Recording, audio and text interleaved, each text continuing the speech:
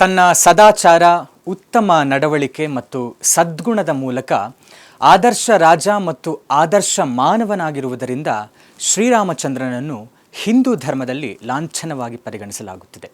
ಅಂತಹ ಮರ್ಯಾದಾ ಪುರುಷನ ಜನ್ಮದಿನ ಶ್ರೀರಾಮನವಮಿಯನ್ನು ಅತ್ಯಂತ ಶ್ರದ್ಧಾಭಕ್ತಿಯಿಂದ ದೇಶದೆಲ್ಲೆಡೆ ಆಚರಿಸಲಾಗುತ್ತದೆ.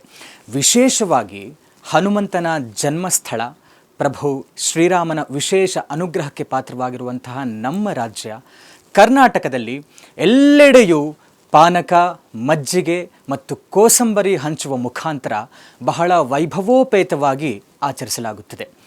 ಧರ್ಮನಿಷ್ಠೆ, ಕೃತಜ್ಞತೆ, ಶಾಂತತೆ, ಸತ್ಯತೆ, ಉತ್ತಮ ಇಚ್ಛಾಶಕ್ತಿ, ನಡತೆ, ನಮ್ರತೆ ಹೀಗೆ ಅನೇಕ ಸದ್ಗುಣಗಳನ್ನು ಹೊಂದಿದ್ದಂತಹ ಆದರ್ಶ ಪುರುಷ ಶ್ರೀರಾಮನನ್ನು ಆರಾಧಿಸುತ್ತಾ ನಮ್ಮಲ್ಲೂ ಈ ಗುಣಗಳನ್ನು ಬೆಳೆಸಿಕೊಳ್ಳುವ ಮತ್ತು ರೂಢಿಸಿಕೊಳ್ಳುವ ಸಂಕಲ್ಪವನ್ನು ಶ್ರೀರಾಮನವಮಿ ಎಂದು ಮಾಡೋಣ.